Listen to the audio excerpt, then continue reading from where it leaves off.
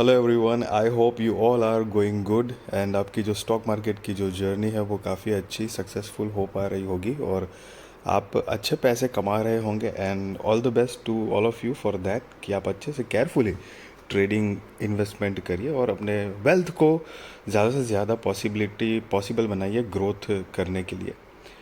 तो चलिए अब उसी के साथ गोपाल नमकीन लिमिटेड का आईपीओ आने वाला है। तो आईपीओ डिटेल्स देख लेते हैं गाइस। तो कि आईपीओ डेट जो है वो 6 मार्च 2024 से लेकर 11 मार्च 2024 तक है। फेस वैल्यू 1 रुपये पर शेयर है और प्राइस बैंड जो है वो 381 रुपये से लेकर 401 रुपये पर शेयर है। मतलब ये एक बुक बिल्ट इशू आईपीओ है गाइस, जिसका लॉट साइज़ जो है वो 37 शेयर्स का है। टोटल इशू साइज़ की बात करें तो 1,62,09,476 शेयर्स है। करीब 650 करोड़ रुपए कंपनी जुटाने वाली है इस टोटल इशू साइज से। और गाइस यहाँ पर मैं बताना चाहूँगा, एक भी शेयर जो है वो फ्रेश इश्यूज़ के माध्यम से नहीं आ रहा है। सारे के सारे शेयर्स जो है मतलब 1,62,09,476 शेयर्स जो है वो OFS ऑफर फॉर सेल के ज़रिए आ रहा है। आप देख सकते हो 650 करोड़ रुपए जिससे कंपनी कलेक्ट करेगी। तो मतलब बेसिकली ये सारे के सारे जो पैसे हैं 650 करोड़, वो सीधा सीधा प्रमोटर्स के पास जाएगा। मतलब एक भी रुपया जो है वो कंपनी के ग्रोथ, कंपनी के एक्सपांशन, मतलब कंपनी आगे, मतलब कंपनी के अंदर, कंपनी के यूज़ के लिए, कंपनी के बिजनेस के लिए एक भी रुपया नहीं लगेगा गाइज। सारे के सारे पैसे जो है वो सीधे सीधे प्रमोटर्स के पास जाएंगे। पर्सनली मैं अपना पॉइंट ऑफ व्यू बताऊं तो I don't like this kind of I mean जो मतलब पैसे कलेक्ट फंड रेजिंग का जो ये फॉर्मेट जो होता है कि सारे के सारे प्रमोटर्स ही पैसे लेके जाते हैं। बट इट डजेंट मीन कि भाई कंपनी ख़राब है या ऐसी है। बट इनिशियल बेस पे आई डोंट प्रीफर दिस। मतलब जस्ट मैं अपना पॉइंट ऑफ व्यू गाइस बता रहा हूँ। तो चलिए इसका बेसिस ऑफ अलॉटमेंट जो है वो 12 मार्च 2024 है। तो इन केस इस आईपीओ में अगर आप अप्लाई करते हो और आपका आईपीओ नहीं लगता है तो रिफंड की इन्फॉर्मेशन आपको 13 मार्च 2024 को मिलेगी। और अगर आपका आईपीओ लग जाएगा तो शेयर्स आपके डीमैट अकाउंट में क्रेडिट होंगे, वो भी 13 मार्च 2024 को होगा। लिस्टिंग डेट जो है वो 14 मार्च 2024 को है। और cut off time for UPI mandate confirmation शाम को 5 बजे 11 मार्च 2024 है। अब एम्प्लॉय डिस्काउंट जो है वो 38 रुपये पर शेयर है। इश्यू टाइप जो मैंने आपको बताया बुक बिल्ट इश्यू आईपीओ है। लिस्टिंग जो है वो BSE NSE पे होने वाला है गाइस। तो मतलब ये एक मेन बोर्ड आईपीओ है जिसकी शेयर होल्डिंग प्री इशू 12,46,04,370 है। और शेयर होल्डिंग पोस्ट इशू भी सेम है 12,46,04,370। सो बेसिकली ये दोनों जो नंबर है वो सेम इसलिए है क्योंकि एक भी शेयर जो है वो फ्रेश इश्यूज से आ ही नहीं रहा है। सारे के सारे जो है वो मतलब OFS ऑफर फॉर सेल के ज़रिए आ रहा है। मतलब सी बेसिकली जो मैंने आपको पहले मेरा पॉइंट ऑफ व्यू जो बताया ओपिनियन, तो बेसिक बात यह है कि एक भी पैसा जो है वो कंपनी के अंदर नहीं जाता है। मतलब प्रोग्रेस कंपनी के अंदर नहीं कर मतलब नहीं करना चाहते ऐसी बात नहीं है। बट हो सकता है, ऐसी पॉसिबिलिटी भी है कि प्रमोटर्स जो है वो अपने अपने पैसे जो है वो इस तरह से मतलब ले लेते हैं, अपना स्टेक जो है वो डाइल्यूट कर देते हैं उस हिसाब से कि भाई वॉट एवर द स्टेक उनके पास होगा वो तो हम अभी आगे देख ही लेंगे। तो ये भी एक सिस्टम है। बट ऐसा मैं ऐसा पर्सनली समझता हूँ कि शायद मेरी कंपनी होती तो मतलब अगर मेरी कंपनी है इतनी बड़ी और अगर मैं आईपीओ ला रहा हूँ तो शायद मैं एकदम सारे के सारे तो OFS नहीं लाऊंगा शायद से, मुझे ऐसा लगता है। So on that point of view guys, तो चलिए रिजर्वेशन जो है वो QIB शेयर्स ऑफर्ड है not more than 50% of the net issue है। Retail shares offered not less than 35% of the net issue. NII HNI shares offered not less than 15% of the net issue है।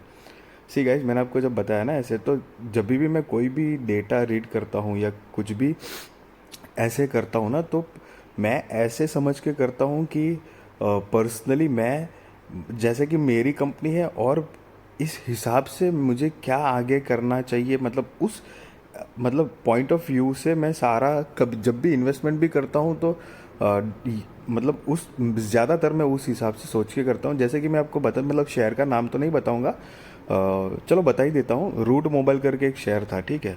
तो root mobile share में ऐसा था कि मैंने कुछ पैसे इन्वेस्टमेंट किए हुए थे। अब होने के बाद क्या हुआ कि मैंने वेट किया, अच्छा खासा इन्वेस्टमेंट पर्पस ही था, बट का थोड़ा टाइम हो गया एक्चुअली ये न्यूज़ को तो। बट पॉइंट मैं आपको ये कहना चाह रहा हूँ कि एक वो जो टाइम था, वो टाइम पे ना ऐसी अचानक से न्यूज़ आ गई कि कंपनी के प्रमोटर्स जो है वो खुद ही मेजर स्टेक जो है वो बेच के, मतलब दूसरी कंपनी को बेच दिया है, कोई फॉरेन कंपनी है। तो उस टाइम पे फिर ऐसा कुछ सिचुएशन था कि सेम डे पे शेयर की प्राइस जो है वो 7-8% ऊपर गई थी, और फिर 7-8% सीधी नीचे भी आ गई थी। तो मैंने जो अपना स्टेक था वो, मतलब जो भी मेरे पास छोटा मोटा शेयर्स मतलब जितने भी थे वो मैंने निकाल दिए थे। और बेसिक बात ये है कि मेरे माइंड में ऐसा है कि मैं वो I mean point of view से सोचता हूँ कि जैसे प्रमोटर्स है, मतलब मैं अच्छा हूँ, कंपनी बहुत बढ़िया कर रही है, ईयर ऑन ईयर बेसिस पे प्रोग्रेस, मतलब कंपनी का नेट प्रॉफिट बढ़ रहा है। और रूट मोबाइल का नेट प्रॉफिट ऐसा भी नहीं था कि मतलब नॉर्मल होता है ना, एक नॉर्मल ग्रोथ, अच्छा खासा ग्रोथ हो रहा था। उसके बावजूद मैंने ये देखा तो मुझे इतना फिर ट्रस्ट नहीं बैठा एक तरीके से। तो सीधी सी वो बात तो क्या होती है, प्रमोटर्स को अपने आप को ट्रस्ट नहीं होता है कि अब इससे आगे हम कंपनी लेके जाएंगे आगे, और मतलब और मल्टी मिलियनर बना पाएंगे कंपनी को, उतना कॉन्फिडेंस नहीं है। तो इसीलिए उन्होंने उस पोजीशन पे कंपनी का मेजर हिस्सा बेचकर पैसे कलेक्ट कर लिए। सो फिर जब कंपनी के प्रमोटर्स को, जो ओरिजिनल है, उनको इतना ट्रस्ट नहीं है, तो हमको ट्रस्ट दिखाने की इतनी ज़रूरत नहीं है। Be practical guys. हाँ, अभी तक तो मेरा पॉइंट ऑफ व्यू ऐसा ही है। अब आगे फ्यूचर में सेम कंपनी, मतलब रूट मोबाइल अगर आगे बढ़िया परफॉर्म करती है तब का तब देखा जाएगा, लेकिन फ़िलहाल का तो पॉइंट ऑफ व्यू यही था बॉस। तो ये सारी चीज़ें मैं जैसे पर्सनल लेवल पे होता तो क्या करता क्या नहीं होता, उस पॉइंट ऑफ व्यू से मैं देखता हूँ ऐसे। ओके। तो चलिए, ये आईपीओ में रिटेल कैटेगरी में मिनिमम 1 लॉट के लिए तो अप्लाई करना ही है। 37 शेयर्स आएंगे, 14,837 रुपये आपको देने हैं। रिटेल में ही मैक्सिमम 13 लॉट के लिए अप्लाई करना है, 481 शेयर्स आएंगे, 1,92,881 रुपये आपको देने हैं। SHNI में मिनिमम 14 लॉट के लिए अप्लाई करना है, 518 शेयर्स आ जाएंगे, 2,07,718 रुपये आपको देने हैं।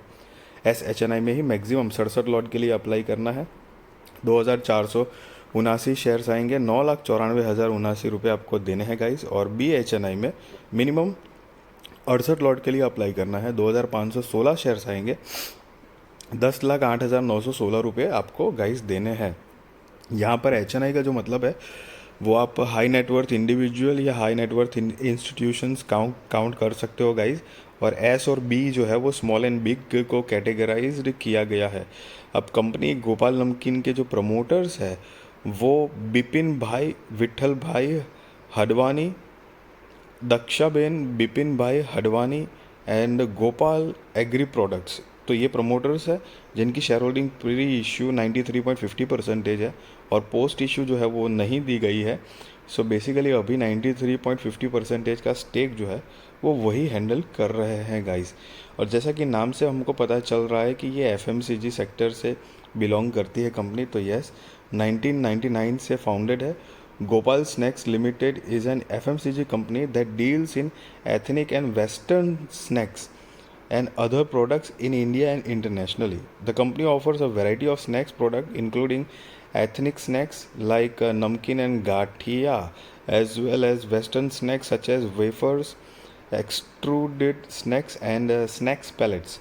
They also provide fast moving consumer goods such as papad, spices, gram flour, or besan, noodle, rusk, and son papdi.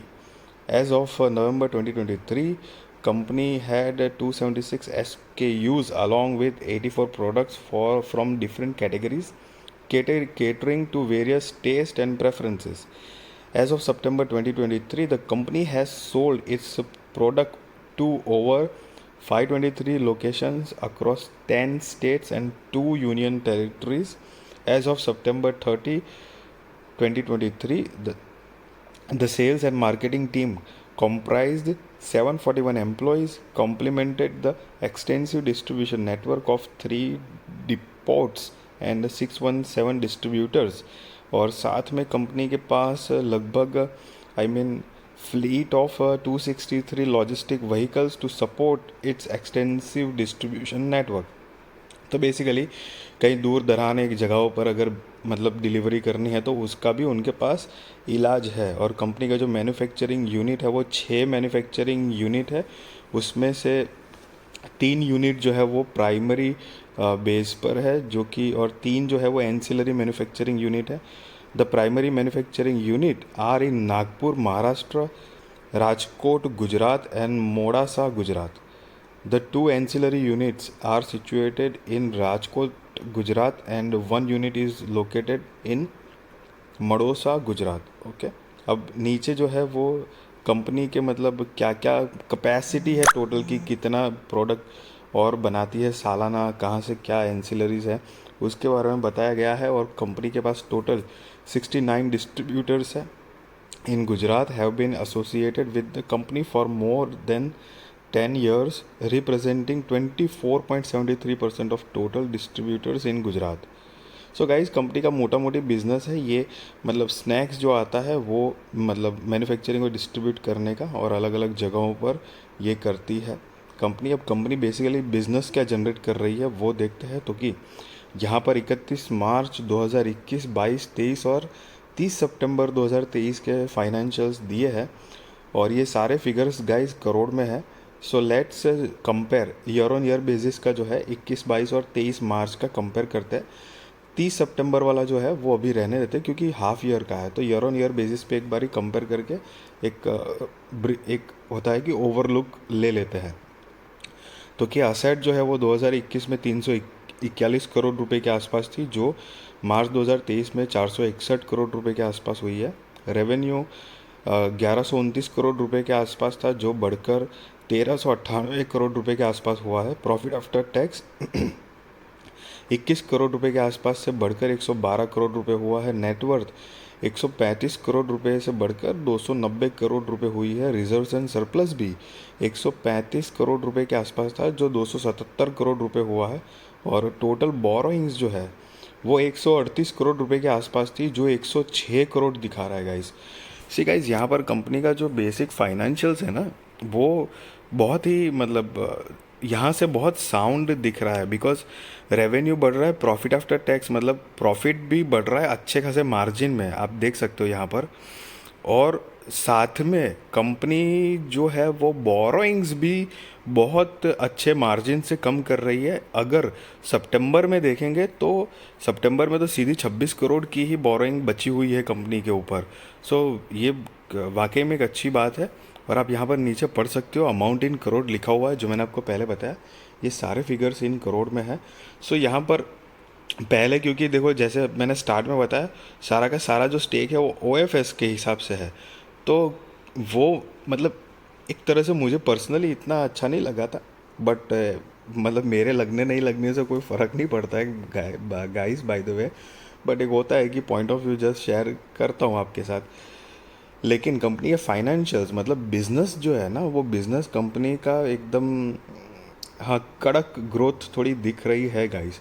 और मार्केट कैपिटलाइजेशन मतलब स्मॉल कैप कंपनी टाइप की है, 4,996 करोड़ रुपए के आसपास की टोटल मार्केट कैपिटलाइजेशन है। तो उस हिसाब से एक देखा जाए तो 650 करोड़ जो OFS के ज़रिए प्रमोटर्स लेना चाह रहे हैं वो मतलब अपने हिसाब से कर रहे होंगे।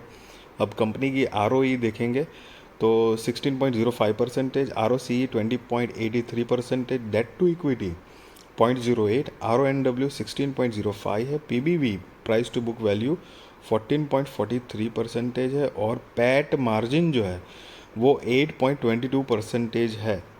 अब यहाँ पर EPS अगर आप देखेंगे तो प्री IPO 9.02 है, पोस्ट IPO 8.92 है, और PEX 44.47 जो कि प्री IPO है, और पोस्ट IPO 44.96 है। और नीचे ये जो आप देख रहे हो नोट, सो बेसिकली उन्होंने EPS जो है वो प्री IPO और पोस्ट IPO कैसे कैलकुलेट किया है उसके बारे में गाइस बताया है।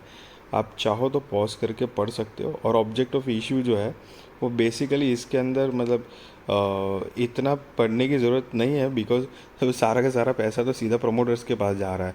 तो मतलब ना बोरिंग्स चुकाने में जा रहा है, ना कोई कंपनी, एक होता है ना कोई एक्सपांशन करना है, मशीनरी बाई करनी है या कुछ ऐसे, तो वो कुछ पॉइंट आएगा नहीं। सो बेसिकली ये एक ऑब्जेक्ट ऑफ इशू उन्होंने लिखा हुआ है। So the company will not receive any proceed from the offer and all the offer proceed will be received by the selling share holders and proportion to be offered share sold by the respective selling share holders as part of the offer. तो ये एक object of issue है।